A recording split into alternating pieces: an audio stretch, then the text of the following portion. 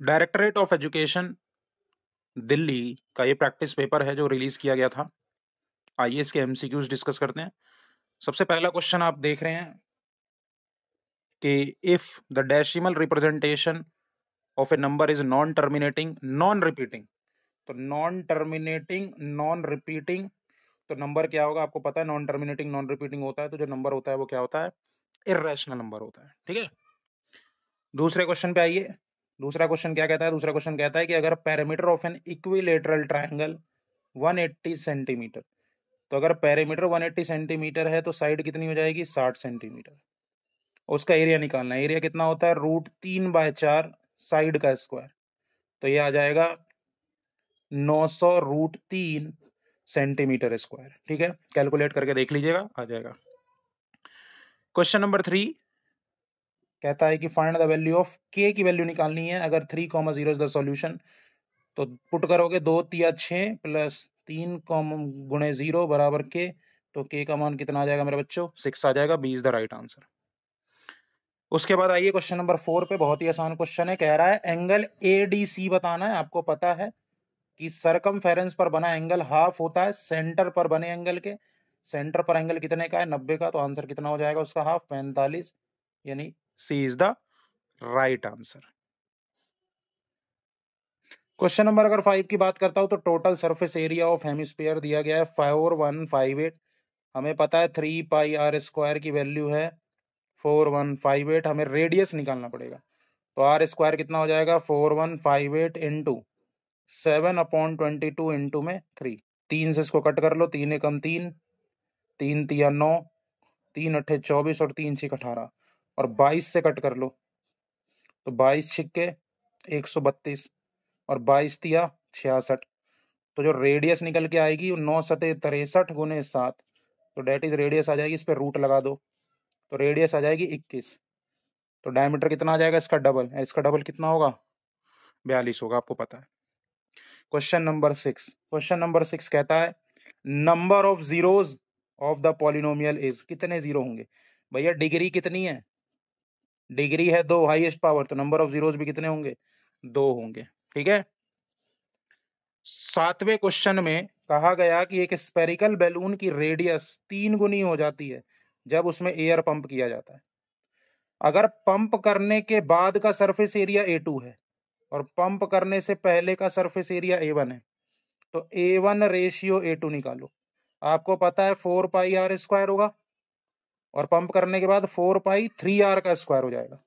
तो 4π से 4π गया, r² रेशियो 9r², तो रेशियो हो जाएगा 1:9, यानी हम कह सकते हैं कि उसका सरफेस एरिया 9 गुने से बढ़ जाएगा। Question number 8 lines and angle में कहता है ए और बी 2:3 है, तो सी कितना होगा?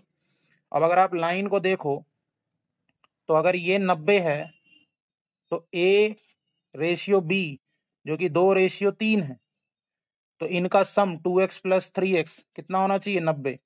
तो यहां से ए आ गया 36 और बी आ गया 54। अब आपको सी निकालना है। अब सी अगर आपको निकालना है तो 180 में से 44 माइनस कर दो। भाई अगर यही है ना पूरा सी, ये इस फिगर के अकॉर्डिंग तो यही पूरा सी लग रहा है, तो 140 36 माइनस कर दो, तो आ जाएगा 144। ध्यान रखना, ये है।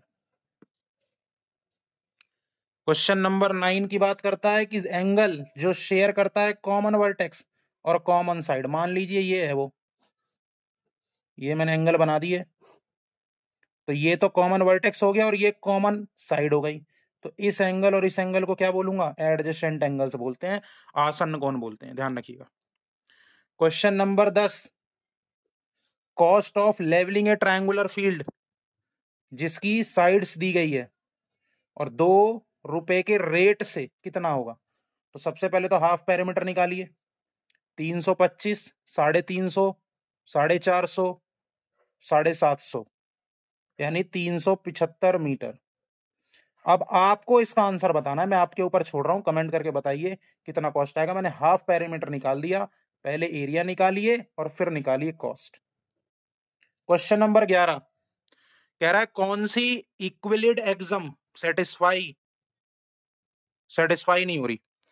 पहली एग्जाम है things which are equal to the same thing, मतलब कहने का है कि अगर ए बराबर है किसके, बी के, और ए बराबर है किसके, सी के, things which are equal to the same thing, जैसे बी किसके इक्वल, ए के, सी किसके इक्वल, ए के, तो बी आप बराबर सी हो जाएगा, ये बिल्कुल सही है। अगर इक्वल ऐड कर दे इक्वल में तो होल भी इक्वल होता है, ये भी बात बिल्कुल सही है। अगर इक्वल को सब्ट्रैक्ट कर दे इक्वल से तो रिमाइंडर इक्वल होता है, ये भी बात बिल्कुल सही है। लेकिन ये जो डी पार्ट है ये इक्विलिड एग्जाम को सेटिस्फाई नहीं करता, ये इसका आंसर डी होगा। कभी भी होल थिंग उसके पार्ट से कम नहीं हो सकता। क्वेश्चन नंबर 12 आपके सामने एक फिगर दी गई है, कह रहा है ये ट्राइंगल है, ध्यान रखना, ट्राइंगल ए सी डी और ट्राइंगल ए डी बी को अगर कॉन्ग्रेंट करना है तो कौन सी कॉन्ग्रेंसी लगेगी। आप देख रहे हो साइड, एंगल और ये साइड कॉमन है, तो एस ए एस कॉन्ग्रेंसी इसमें लगेगी। 13वें क्वेश्चन में वो कहता है कि अगर डायगोनल एक क्वाड्रिलेटरल के बाइसेक्ट कर रहे हैं तो क्वाड्रिलेटरल क्या होगा, तो मेरे बच्चों क्वाड्रिलेटरल होगा पैरेललोग्राम। ध्यान रखना रेक्टेंगल की अपोजिट साइड इक्वल होती है और एंगल कितने का होता है, 90 का। इसकी सारी साइड्स इक्वल होती हैं और एंगल कितने का होता है, 90 का। रोम्बस की साइड्स इक्वल होती हैं सारी, इसके डायगोनल बाइसेक्ट करते हैं एक दूसरे को, लेकिन इसमें 90 का एंगल नहीं होता। ठीक है। क्वेश्चन नंबर 14, स्क्रीन साइज दिया गया है, distance between two diagonally opposite corner, two diagonally opposite corner से स्क्रीन का साइज दिया गया है। Manufacture can make rectangular display screen as per client demand, और एक क्लाइंट परचेज करता है डिस्प्ले स्क्रीन को जिसकी साइज है √70 यूनिट्स, तो he want the same time of screen, तो the new screen size must be more than double but it should be less than 3 times that of the existing one. Which of the following screen size meets the client requirement? मतलब ये है कि जब उसने last time screen खरीदा था तो √70 units का साइज था, अब वो चाहता है कि डबल से ज्यादा हो लेकिन 3 गुने से कम। तो अगर √70 यूनिट का डबल करूं तो लगभग √280 यूनिट आएगा। कईयों को नहीं समझ में आया होगा कि सर डबल कर दिया तो इतना कैसे, डबल कर दिया तो भाई 2 को मैंने रूट के अंदर 4 लेके कर दिया, अगर मैं डबल कर दूं क्योंकि इससे ज्यादा चाहिए मुझे, और अगर मुझे 3 गुने से कम चाहिए तो 3 गुने के लिए मुझे कितना करना होगा, √9 लेना होगा, तो 6 से 30 यूनिट्स आएंगे। ये ट्रिपल है। अब जो स्क्रीन की साइज है वो इसके बीच में लाई करना चाहिए, हमें देखना है कौन सा ऑप्शन इसके बीच में लाई कर रहा है। आप बात को समझिएगा, इसके बीच में जो ऑप्शन लाई कर रहा है वो है option number D, √500 unit centimetre.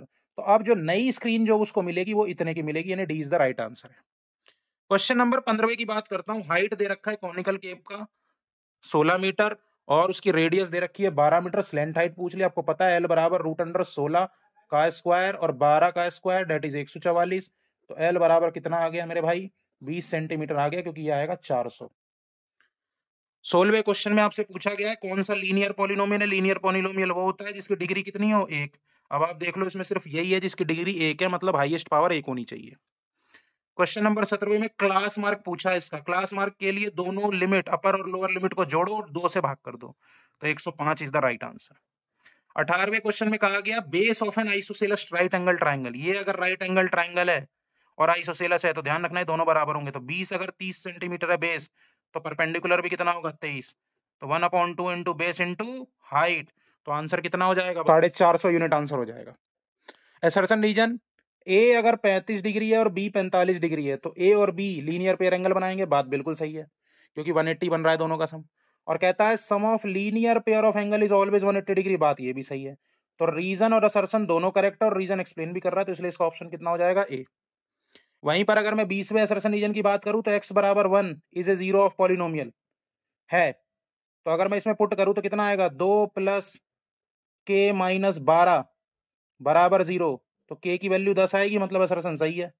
लेकिन रीजन में कहता है कि अगर x बराबर a 0 है तो f में -a पुट करने पे 0 आएगा, बात गलत है। अगर x बराबर a 0 है तो f एट a 0 आएगा, तो असर्शन सही है, रीजन गलत। इसका ऑप्शन कौन सा हो जाएगा, सी। तो ये थे एडुडेल के द्वारा रिलीज किए गए सैंपल पेपर के 20 MCQ। उम्मीद है वीडियो पसंद आई होगी। वीडियो को लाइक करके चैनल को सब्सक्राइब करना बिल्कुल ना भूलें।